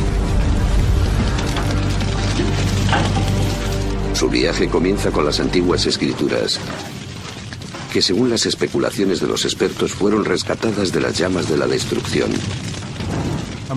Entre los exiliados de Jerusalén a Babilonia había sacerdotes del templo. Parece ser que se llevaron con ellos sus documentos y tradiciones sagradas. Según la hipótesis documental, generalmente aceptada, es aquí, en Babilonia, lejos de sus hogares en Israel, donde los sacerdotes y escribas produjeron gran parte de lo que hoy se conoce como Biblia hebrea. Los especialistas se refieren a estos redactores como P, o fuente sacerdotal. Fueron los escritores P quienes tomaron todas las tradiciones anteriores de las fuentes J, E y D, así como otras, y las refundieron en lo que hoy conocemos como Torá o Pentateuco. Pero más que producir una recopilación, el grupo P edita y escribe una versión del pasado lejano de Israel, incluida la historia de Abraham y de su alianza con Dios a través del ritual de la circuncisión, que separa a los israelitas de los demás como pueblo y mantiene su alianza con Dios. Pero la historia de Abraham, con su impresionante relato de la disposición paterna al sacrificio de su propio hijo, también trata del poder de la fe. No es una coincidencia que los escribas exiliados del grupo P señalen el origen de Abraham en la ciudad de Ur, río abajo de Babilonia. Tal vez la misma fe que llevó a Abraham a la tierra prometida permita que los exiliados regresen.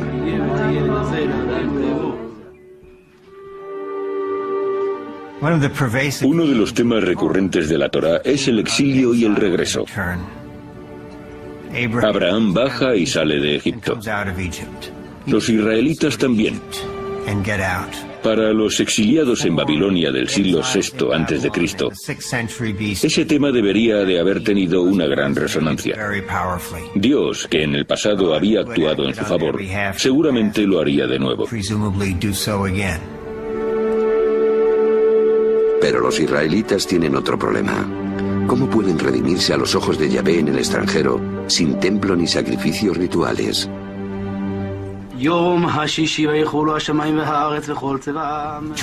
Para garantizarse la protección divina, la tradición de los redactores P hace hincapié en conductas como la observancia del sábado.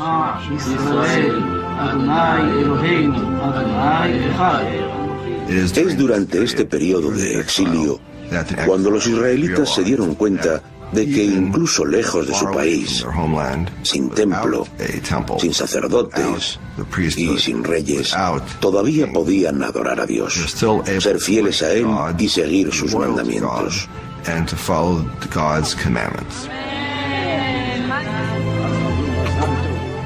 Es el inicio del judaísmo. Al reunir las historias de su pasado, escritas originalmente por los escribas J, E y D, el éxodo de la esclavitud a la libertad, Moisés y los 10 mandamientos, el viaje de Abraham a la tierra prometida, los escribas P crearon lo que hoy conocemos como los primeros 5 libros de la Biblia.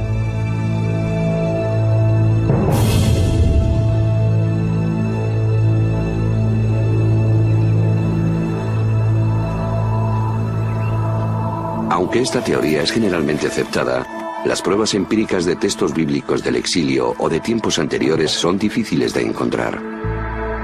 Los textos bíblicos de esta época más célebres son los manuscritos del Mar Muerto, descubiertos por accidente en 1947. Estos pergaminos contienen fragmentos de los 39 libros de la Biblia hebrea.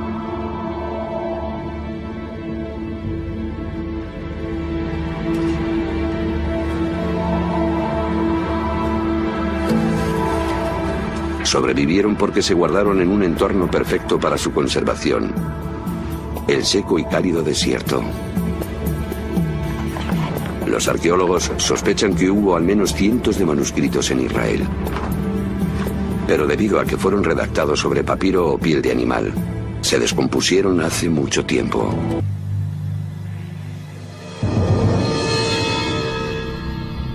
Aún así, el manuscrito más antiguo del Mar Muerto data de 300 años después del exilio a Babilonia. A falta de un texto anterior, algunos expertos dicen que toda la Biblia es un conjunto de mentiras piadosas e incluso dudan de la existencia de Israel y de los israelitas.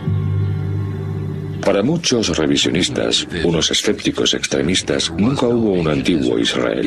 Israel es por tanto una construcción intelectual, o en otras palabras, que esa gente no repensó su pasado, sino que se lo inventó. No tenía pasado, por tanto la Biblia es un mito fundacional contado a un pueblo sin legitimidad. La legitimidad del pasado israelita depende del hallazgo de pruebas de los orígenes antiguos de la Biblia.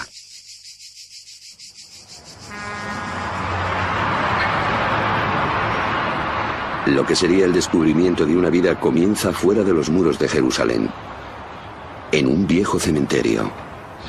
Vinimos aquí y desenterramos 7 grutas funerarias que se remontan al siglo VII a.C., alrededor de la época del rey Josías. Pero las tumbas estaban saqueadas, así que no nos hicimos muchas ilusiones.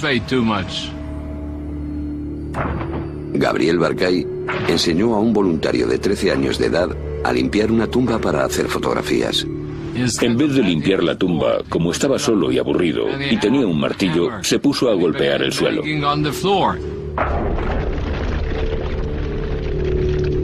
Pero el terreno resultó ser un techo caído bajo el cual se encontraban algunos artefactos que los saqueadores no habían localizado.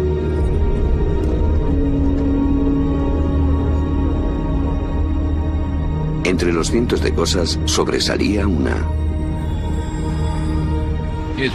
Parecía la colilla de un cigarrillo.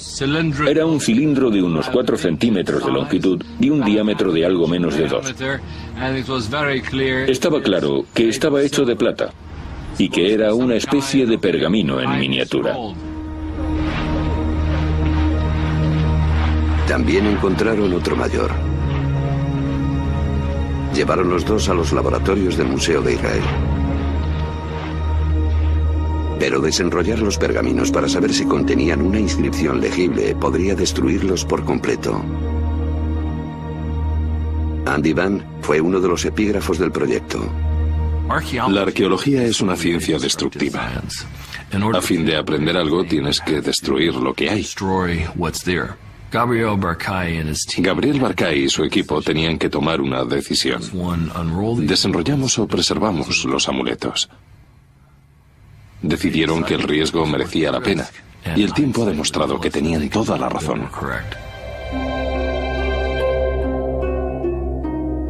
Por medio de la conservación meticulosa, los técnicos crearon un método especial para desenrollar los pergaminos y desentrañar sus contenidos. Fui para allá y me quedé impresionado al ver todo aquello lleno de caracteres escritos con tanta suavidad y delicadeza.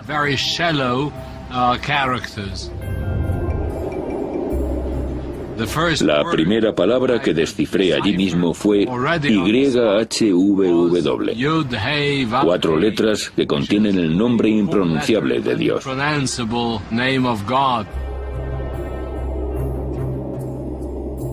Investigaciones posteriores descifraron más texto y una plegaria sorprendentemente familiar que todavía se pronuncia en las sinagogas e iglesias hoy en día.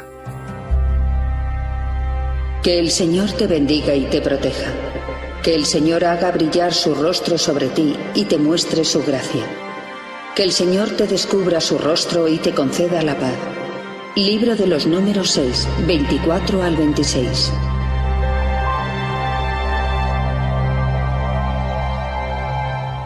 No hay duda de que estos dos amuletos contienen las bendiciones sacerdotales que se encuentran en el capítulo 6 del libro de los Números. Por lo tanto, estas inscripciones son muy importantes, porque son las referencias más antiguas que tenemos de los relatos bíblicos. El contexto arqueológico quedó muy claro, porque todo esto se encontró junto a piezas de alfarería que se remontan al siglo VII a.C. También la paleografía, es decir, el tipo de caligrafía, indica sin duda algún momento del siglo VII a.C.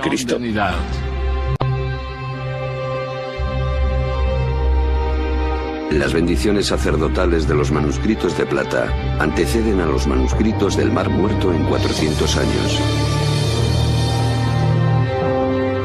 Es un hallazgo impresionante, puesto que al menos algunos versos de la Biblia se redactaron en la antigüedad durante los reinados de los descendientes de David. Al proporcionarnos un texto anterior al exilio en Babilonia, los manuscritos de plata confirman que la Biblia hebrea se creó a partir de poesía, plegarias y tradiciones orales que se remontan a los tiempos del redactor D. de Josías, y probablemente incluso más allá de los escribas E. y J.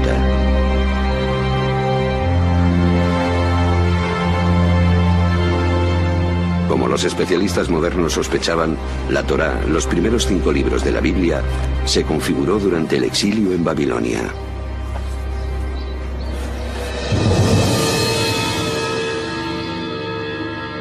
Pero acomplejados por los grandes templos y esculturas gigantes de los dioses babilónicos, los israelitas debían enfrentarse a una cuestión fundamental. ¿Por qué su Dios, Yahvé, los abandonó? De aquí surge la idea de que el politeísmo fue nuestra perdición y que después de todo solo hay un Dios. Los israelitas abandonaron la locura del politeísmo. Así triunfó el monoteísmo, tal y como prueban las evidencias arqueológicas. Antes de la destrucción del primer templo, y sea donde sea que excavemos en Judea, encontramos santuarios, y con frecuencia también cientos e incluso miles de figuritas. También en Jerusalén. Pero no los hay tras la destrucción del templo. Hablamos de miles de ellas antes de la destrucción y absolutamente ninguna después. En esos momentos el monoteísmo estaba bien consolidado, firmemente consolidado. Así que algo importante ocurrió, pero es difícil rastrearlo. Fue la experiencia dolorosa del exilio. Fue a través de la experiencia de exilio y de la redacción de la Biblia que el concepto de Dios, tal y como lo conocemos hoy, nació.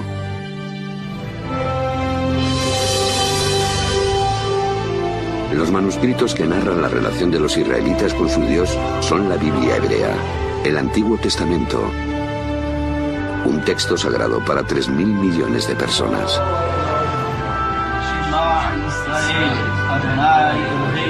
A través de sus textos, un culto antiguo se convierte en una religión moderna, y la deidad israelita Yahvé se transforma en el Dios de las 3 grandes religiones monoteístas.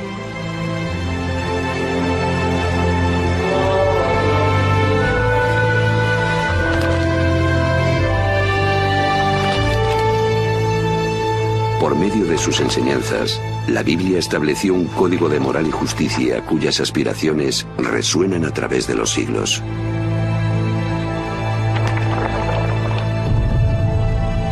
Más que una cuestión de realidad y ficción, en la intersección de ciencia y escrituras se halla una historia que comenzó hace más de 3.000 años y que pervive hoy en día.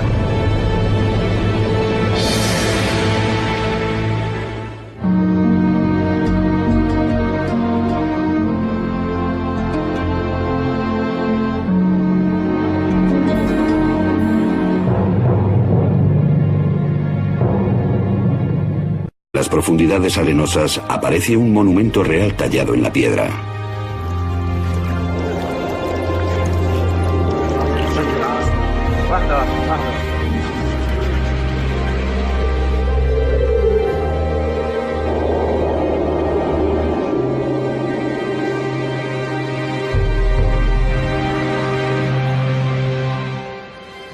Es la llamada estela de Menepta, hecha en honor del faraón Menepta, hijo de Ramsés el Grande. Hoy se encuentra en el Museo del Cairo. Esta estela es lo que los egipcios de la antigüedad habrían llamado una estela de la victoria, porque en ella se conmemora la victoria sobre pueblos extranjeros. La mayoría de esta inscripción jeroglífica celebra el triunfo de Menepta sobre Libia, su enemigo occidental. Pero casi como si fuera una adenda, en el espacio de 2 líneas se menciona la conquista de un pueblo al este de Egipto. El texto dice: Askelón ha sido hecho cautivo. Gezer ha sido hecho cautivo. Yanoam, en el norte del valle del Jordán, ha sido ocupado. Hemos despedazado Israel. Su semilla ya no existe.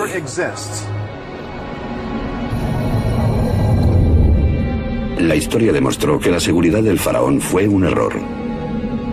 Más que señalar su aniquilación, la estela de Menepta anuncia la entrada en la escena mundial de un pueblo llamado Israel. Esta prueba no tiene precio, porque demuestra la presencia de un grupo étnico llamado Israel en la meseta central del sur de Canaán. La fiable cronología egipcia proporciona la fecha de 1208 a.C.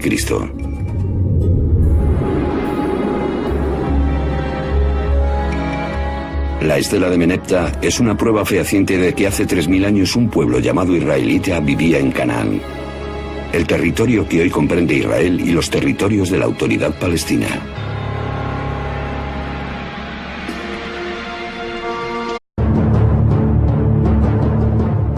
Adán y Eva en el jardín del Edén.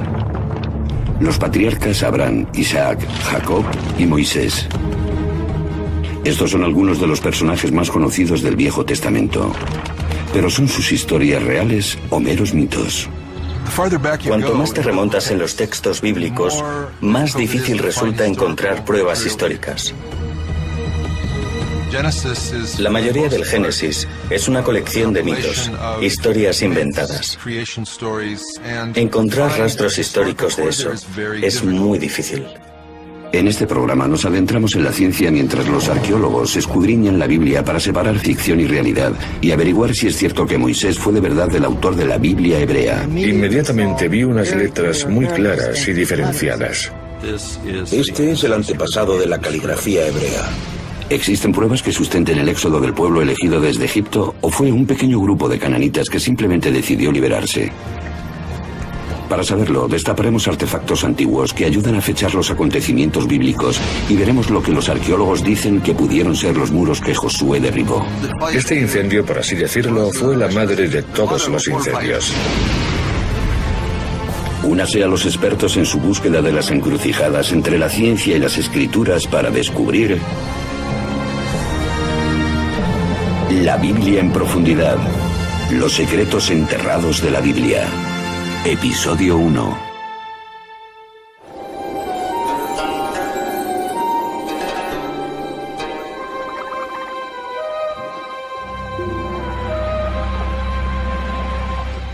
En 1896, en las cercanías de la ribera del Nilo, en el sur de Egipto, el arqueólogo británico Flinders Petrie dirige una excavación en Tebas, la antigua ciudad de los muertos.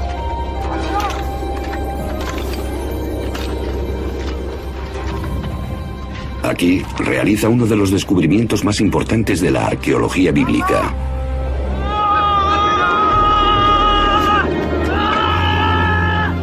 Debió una idea que transformaría el mundo tan profundamente.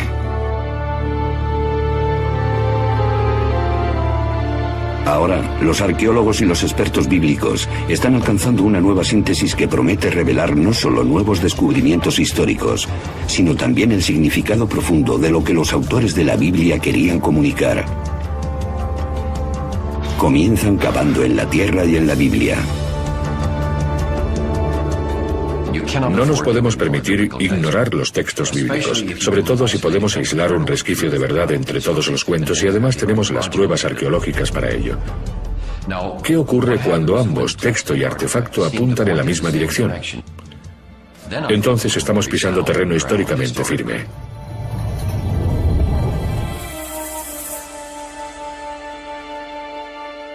Los especialistas buscan las encrucijadas entre ciencia y escrituras. La más antigua es la estela de la victoria del faraón Menepta del año 1208 a.C.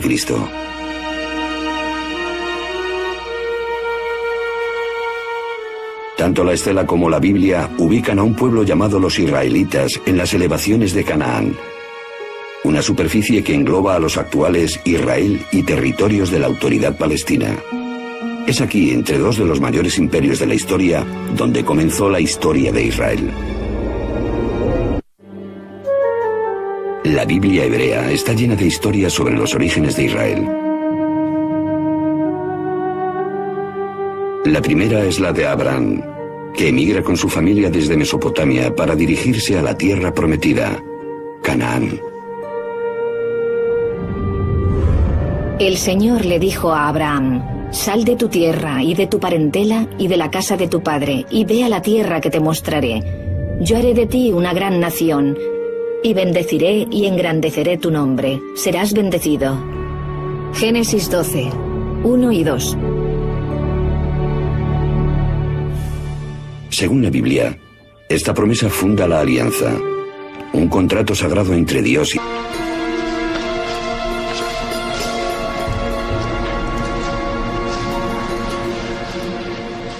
Los antiguos israelitas son célebres por las historias conocidas que relatan su historia. Abraham e Isaac, Moisés y los 10 mandamientos, David y Goliat.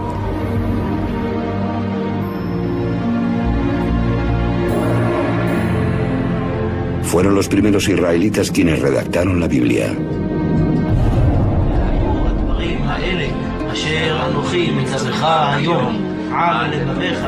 A través de los textos de la Biblia hebrea, las creencias de los antiguos israelitas sobrevivieron hasta convertirse en el judaísmo, una de las religiones más antiguas practicadas en la tierra. Y fueron los judíos quienes dieron al mundo un legado impresionante: la creencia en un solo Dios.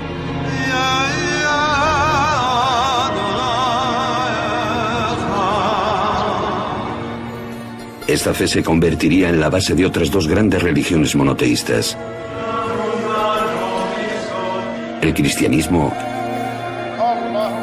y el islam.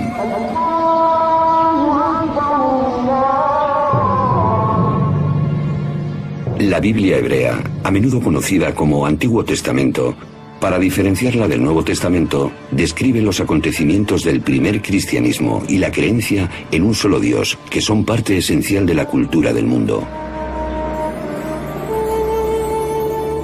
Pero en la antigüedad, todos los pueblos, de los egipcios a los griegos, pasando por los babilonios, adoraban a muchos dioses, normalmente a través de ídolos.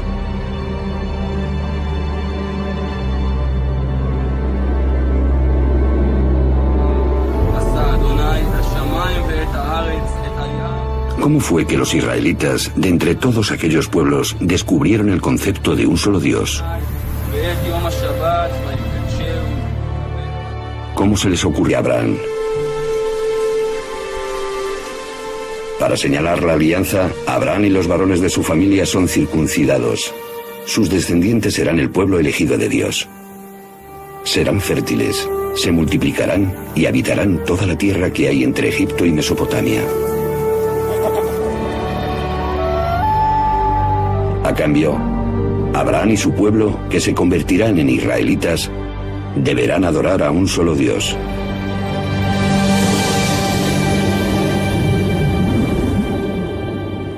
Esta idea es nueva, nadie la había tenido antes.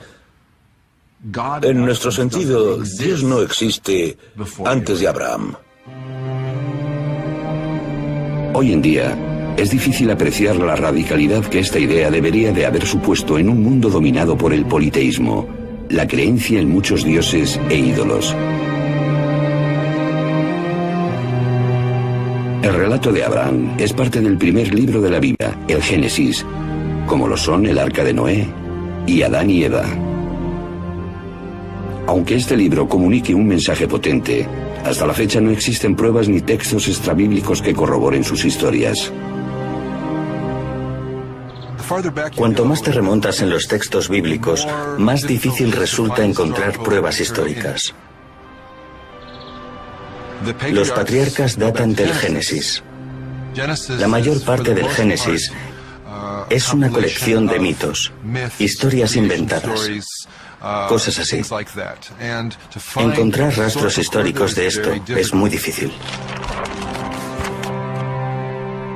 Esta ausencia de pruebas históricas ha llevado a los especialistas a enfocar de forma diferente la lectura de los relatos bíblicos. Los expertos miran más allá de nuestra noción moderna de realidad y ficción y se preguntan en primer lugar por qué se escribió la Biblia. Yahvé dijo a Moisés: consigna por escrito estas palabras, pues ellas contienen la alianza contigo y con Israel.